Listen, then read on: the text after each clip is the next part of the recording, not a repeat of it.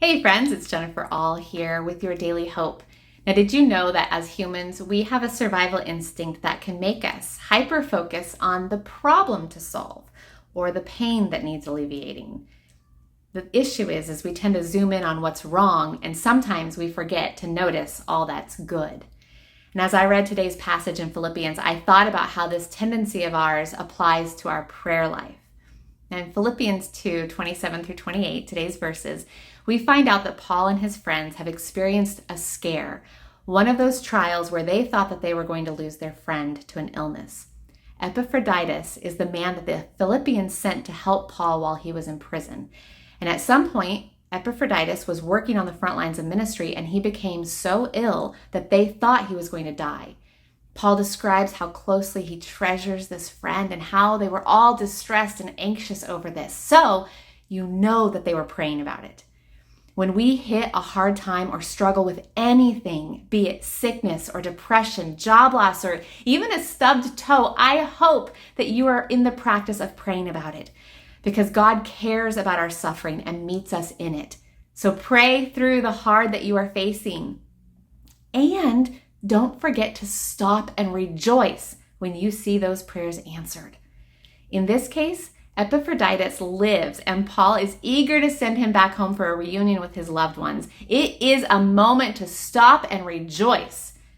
But I know if I were in that situation, it would be very easy for me to see my friend get a little bit better, and I'd keep praying about that, and then I would focus on the logistics of sending him back home to see with his family, and I'd be praying for travel mercies, and I would just move from one prayer request to another prayer request. And today's passage reminds me how necessary and good it is for our souls to stop and rejoice when we realize that prayers have been answered. They may not be complete, but there's moments inside of our struggles to stop and rejoice. There are so many times when we don't yet see our prayers answered and we are still waiting for miracles.